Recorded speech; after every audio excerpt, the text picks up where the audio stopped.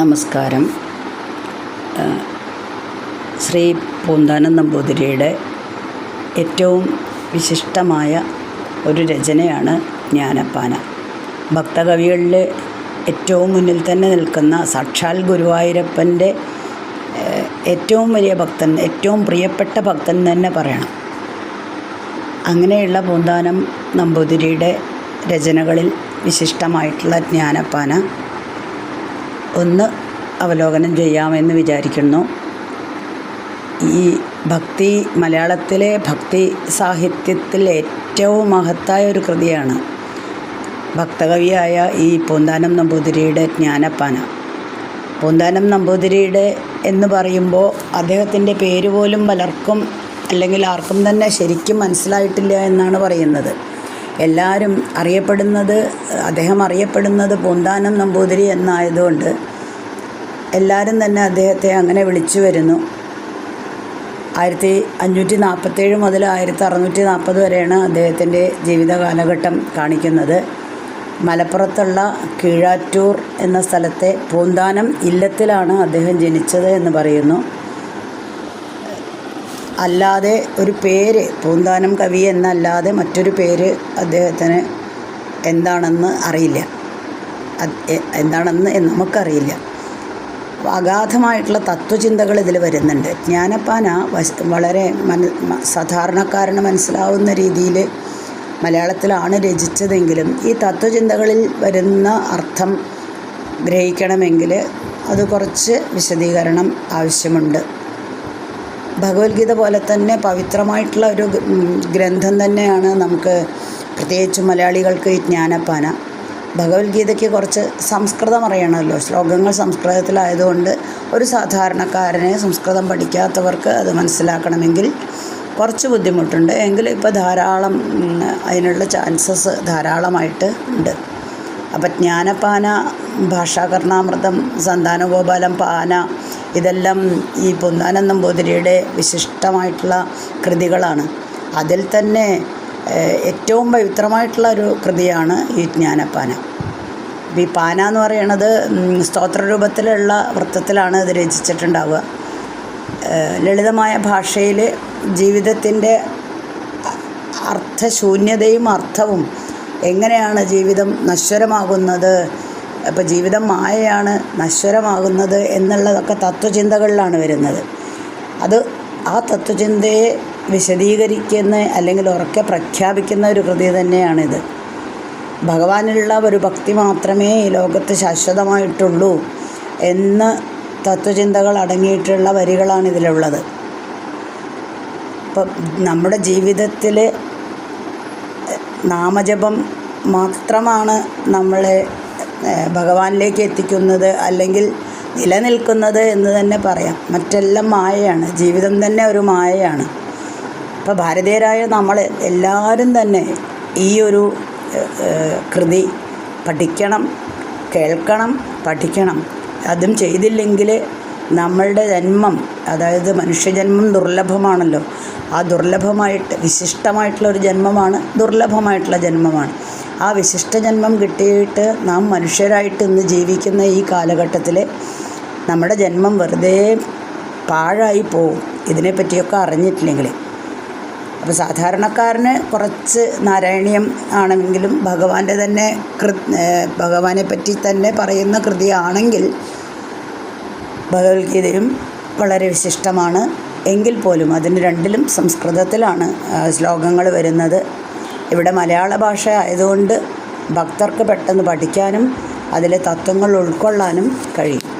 അപ്പം നമ്മൾക്ക് ഇതെല്ലാം പഠിച്ച് മനസ്സിലാക്കി കഴിഞ്ഞാൽ നമ്മൾക്ക് ഒരു ജീവിതത്തോടുള്ള ഒരു കാഴ്ചപ്പാട്, ഇന്ന് വരെ ഞാൻ എന്തായിരുന്നു എന്നതിൽ നിന്ന് ചില കാര്യങ്ങളിലെങ്കിലും മാറി ചിന്തിക്കാനായിട്ട് തോന്നും.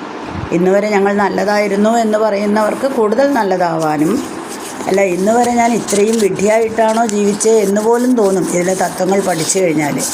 ഇന്ന് നാം കാട്ടിക്കൂട്ടുന്ന പേക്കൂത്തുകളും എല്ലാം അർത്ഥമില്ലാത്തതാണ്. എന്താണ് ജീവിതത്തിൽ നമുക്ക് ജീവിതത്തിന് ഒരു അർത്ഥം തരുന്നത്, അല്ലെങ്കിൽ എന്താണ് നാം നേടേണ്ടത് എന്ന് വ്യക്തമായിട്ട് ഈ കൃതിയിൽ പറയുകയാണ് ചെയ്യുന്നത്. അപ്പോൾ ഇദ്ദേഹത്തിന് മഹാകവിയായ ഇദ്ദേഹത്തിന് ഭക്തി ധാരാളം ഉണ്ടായിരുന്നു. എങ്കിലും ചെറിയൊരു ദുഃഖം, ഭഗവാനിലുള്ള ഭക്തി അത്രയേറെ ആയതുകൊണ്ട് അദ്ദേഹം ഭഗവാനെ സ്തുതിക്കുമ്പോഴൊക്കെ സന്തോഷവാനാണെങ്കിൽ പോലും ചെറിയൊരു ദുഃഖം അദ്ദേഹത്തെ അലട്ടിയിരുന്നു. ചെറിയ ദുഃഖമെന്ന് പറയാൻ പറ്റില്ല, ഒരു കുഞ്ഞില്ലാതിരുന്ന് ഒരു ദുഃഖമുണ്ടായിരുന്നു. അപ്പോൾ അതിന് വേണ്ടിയിട്ട്, ഒരു കുഞ്ഞിന് വേണ്ടിയിട്ട് അദ്ദേഹം വളരെയധികം ഭഗവാനോട് പ്രാർത്ഥിക്കുകയും ഭഗവാന്റെ തന്നെ ഒരു അനുഗ്രഹം കൊണ്ട് അദ്ദേഹത്തിന് ഒരു പുത്രന് ലഭിക്കുകയും ചെയ്യുകയാണ് ഉണ്ടായത്. പക്ഷേ ആ പുത്രൻ്റെ നൂലുകെട്ട് എന്നൊക്കെ നമ്മൾ പറയില്ലേ, അങ്ങനെയുള്ള ചടങ്ങിൻ്റെ, ചിലർ ചോറൂണ് എന്നും പറയുന്നുണ്ട്, അതിൻ്റെ ചടങ്ങ് നടക്കുന്ന സമയത്ത് കൊച്ചിനെ ഒരു കട്ടിലിൽ കിടത്തിയിരുന്നു. അദ്ദേഹം അതിഥികളെ സ്വീകരിക്കാനുള്ള തിരക്കിലായിരുന്നു. ആ സമയത്ത് വന്നിട്ടുള്ള അതിഥികളെല്ലാം, ചിലരെല്ലാം തങ്ങളുടെ മേൽമുണ്ട് ആ കട്ടിലേക്ക് ഇടുകയും കുഞ്ഞവിടെ കിടക്കുന്നത് കാണാതെ, വളരെ ചെറിയ കുഞ്ഞാണല്ലോ, അപ്പോൾ ആ കുഞ്ഞ് ചിലപ്പോൾ പുതപ്പിച്ചൊക്കെ കിടത്തിയിട്ടുണ്ടാവും. അപ്പോൾ തലഭാഗം മാത്രം കണ്ടില്ലെങ്കിൽ അങ്ങനെ വന്നവരെല്ലാവരും തന്നെ തങ്ങളുടെ മേൽവേഷ്ടി അവിടെ കട്ടിലേക്ക് ഇടുകയും അങ്ങനെ ആ മുണ്ടുകളുടെ ഇടയിൽപ്പെട്ട് ശ്വാസം മുട്ടി ആ കുഞ്ഞ് മരിച്ചു പോയാണ് ഉണ്ടായത് എന്നാണ് ഞാൻ കേട്ടിരിക്കുന്ന കഥ കേട്ടോ. അപ്പോൾ അത് തന്നെ വീണ്ടും ഒരു ദുഃഖമായിട്ട് മാറി.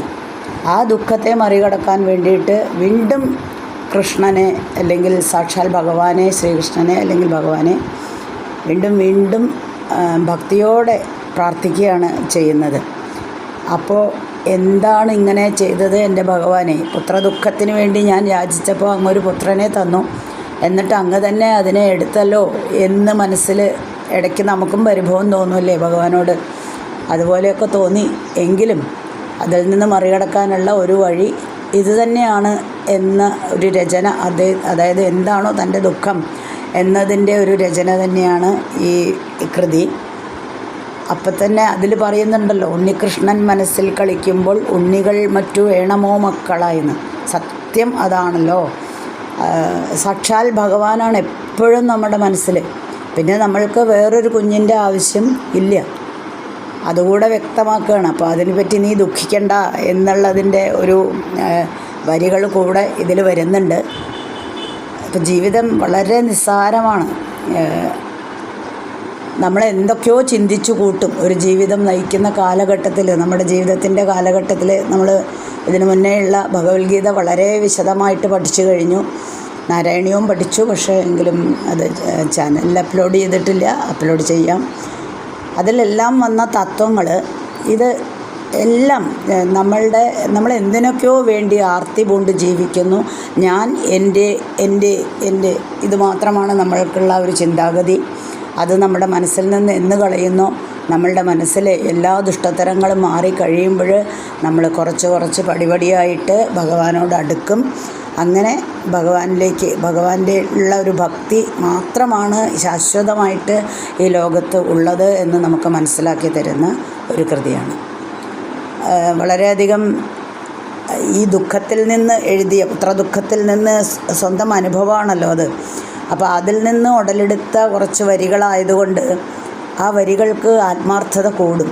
അതെപ്പോഴും അങ്ങനെ തന്നെയാണ്. ഒരു രചന നമ്മൾ നടത്തുന്ന സമയത്ത് നമ്മളുടെ അനുഭവങ്ങൾ അല്ലെങ്കിൽ നമ്മളുടെ ദുഃഖങ്ങൾ, നാം അനുഭവിച്ച സുഖങ്ങൾ അല്ലെങ്കിൽ ദുഃഖങ്ങൾ, ഇതെല്ലാമാണ് കാവ്യമായിട്ട്, ഒരു കവിതയായിട്ട് രൂപപ്പെട്ട് വരുന്നത്. അതിലപ്പോൾ കാവ്യഭംഗി കൂടും, ആത്മാർത്ഥത കൂടും. മാത്രമല്ല ജീവിതത്തിൻ്റെ യാഥാർത്ഥ്യങ്ങൾ മുഴുവനും തുറന്നു കാട്ടുന്ന ഒരു ഗ്രന്ഥമാണ് ഇത്. വളരെ ലളിതമായ ഭാഷയിൽ രചിച്ചപ്പോൾ തന്നെ മറ്റുള്ള പണ്ഡിത ശ്രേഷ്ഠന്മാരിൽ നിന്ന് ഇദ്ദേഹം വ്യത്യസ്തനാവുകയാണ് ചെയ്തത്. സാധാരണ പണ്ഡിതന്മാരെല്ലാം സംസ്കൃതം ശ്ലോകങ്ങളാണ് രചിക്കാറ്. ആ കാലഘട്ടത്തിൽ തന്നെ ജീവിച്ചിരുന്ന പൂന്താനം നമ്പൂതിരിയാണ് എല്ലാവർക്കും മനസ്സിലാവുന്ന ഭാഷയിൽ ഇങ്ങനെ ഒരു രചന മുഴുമിപ്പിച്ചത്. അപ്പോൾ അതിൽ ഭക്തിയും തത്വചിന്തയും ഒരുപോലെയാണ് സമ്മേളിച്ചിരിക്കുന്നത്.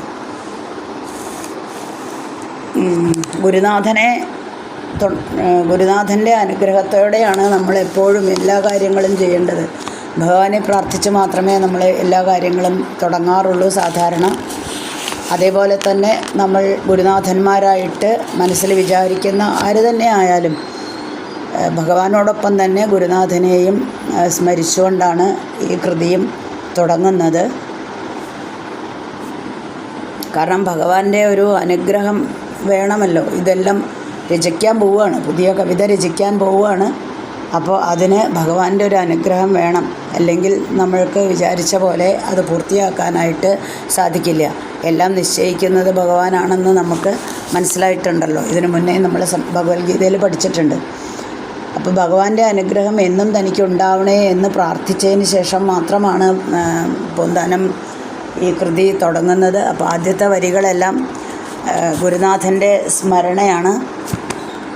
ഗുരുനാഥന്മാർക്ക് എപ്പോഴും സ്ഥാനം ഈശ്വരനോടൊപ്പം തന്നെയാണ്.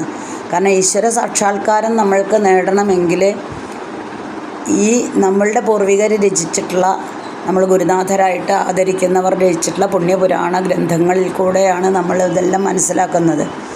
അപ്പോൾ അത് നമ്മളെ മനസ്സിലാക്കി തരുന്നതും ഗുരുനാഥന്മാരാണ്. നമുക്ക് അവിടെ പുണ്യപുരാണ ഗ്രന്ഥങ്ങളുണ്ടായിട്ട് കാര്യമില്ല. നമ്മൾക്ക് വായിച്ചാൽ മനസ്സിലാവുന്നില്ലെങ്കിൽ പിന്നെ ആ ഗ്രന്ഥത്തിന് പ്രസക്തിയൊന്നുമില്ലല്ലോ. അപ്പോൾ അത് പല ഗുരുനാഥന്മാരുടെയും സംസാരത്തിലൂടെ അല്ലെങ്കിൽ അവരുടെ പ്രഭാഷണത്തിലൂടെയാണ് മറ്റുള്ളവർക്ക് മനസ്സിലാക്കാൻ പറ്റുന്നത്. അതുകൊണ്ടാണ് ഗുരുസ്മരണയോടെ തന്നെ തുടങ്ങുന്നത്. കൃഷ്ണ കൃഷ്ണ മുകുന്ദ ജനാർദ്ദന കൃഷ്ണ ഗോവിന്ദ നാരായണ ഹരേ അച്യുതാനന്ദ ഗോവിന്ദ മാധവ സച്ചിദാനന്ദ നാരായണ ഹരേ. ഗുരുനാഥൻ തുണ ചെയ്ക സന്തതം തിരുനാമങ്ങൾ നാവിന്മേലെപ്പോഴും പിരിയാതെയിരിക്കണം നമ്മുടെ നരജന്മം സഫലമാക്കിയിടുവാൻ. ശ്ലോകം വളരെ നന്നായിട്ട് ചൊല്ലാൻ അറിയില്ല, തൊണ്ടയ്ക്കും കുറച്ച് പ്രശ്നമുണ്ട്. എങ്കിലും ഈ ബുക്ക് വെച്ച് നിങ്ങളും ഒപ്പം നിങ്ങളുടേതായിട്ടുള്ള രീതിയിൽ ചൊല്ലുമ്പോൾ അർത്ഥം പറഞ്ഞു തരാം. അപ്പോൾ കൂടുതലായിട്ടും മനസ്സിലാവും. മനുഷ്യജന്മം വിശിഷ്ടമാണ്, നരജന്മം സഫലമാക്കിയിടുവാനാണ്. വിശിഷ്ടമായിട്ടുള്ള നരജന്മം പൂർണ്ണത കൈവരിക്കണം, അതാണ് നമ്മുടെ ഉദ്ദേശം. ആ പൂർണ്ണത എങ്ങനെയാണ് കൈവരിക്കുന്നത്? അതിനാണ് ഈശ്വര സാക്ഷാത്കാരം നേടുന്നത്. അതിന് ഭഗവാനെ സ്മരിക്കുക മാത്രമേ. തിരുനാമങ്ങൾ നാവിന്മേലെപ്പോഴും എന്നാണ് പറഞ്ഞത്. തിരുനാമങ്ങൾ എപ്പോഴും, ഭഗവാന്റെ നാമങ്ങൾ നമ്മുടെ നാവിന്മേൽ എപ്പോഴും കളിയാടണമെന്നാണ്.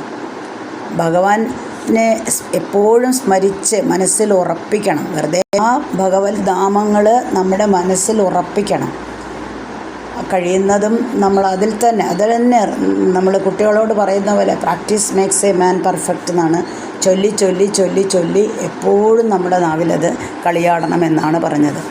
എങ്കിൽ മാത്രമേ ഭഗവാന്റെ നാമം ചൊല്ലുന്നതോടൊപ്പം തന്നെ ഭഗവാന്റെ ഒരു രൂപവും നമ്മുടെ മനസ്സിൽ തെളിയണം, അല്ലേ? നമ്മൾ സാധാരണയായിട്ട് വിഗ്രഹാരാധനയാണല്ലോ നമുക്കുള്ളത്.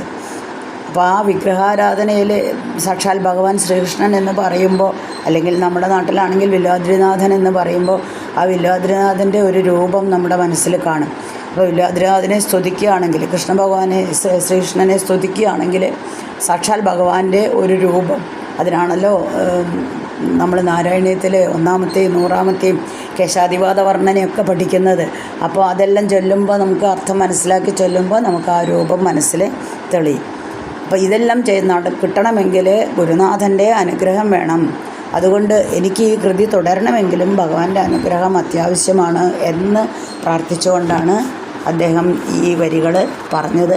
അപ്പോൾ ആകെ ചൊല്ലാനുള്ളത് ഇത് തന്നെയുള്ളൂ നമുക്ക്.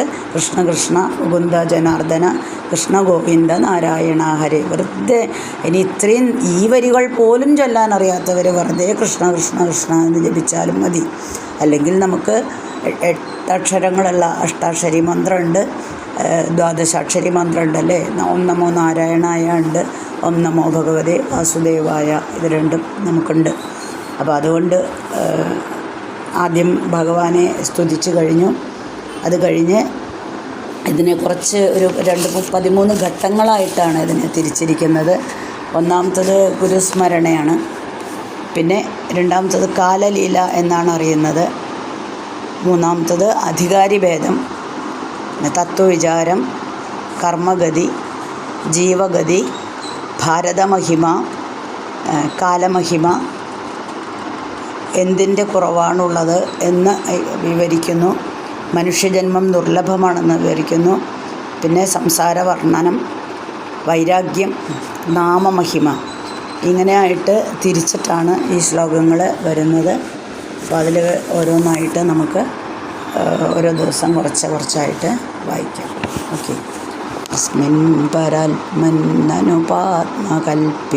ത്വമിത്തമുത്ഥാപിത പത്മയോനി അനന്തഭൂമാ മമ രോഗരാശിം നിരുന്ധിവാതാലയ വാസവിഷ്ണോ.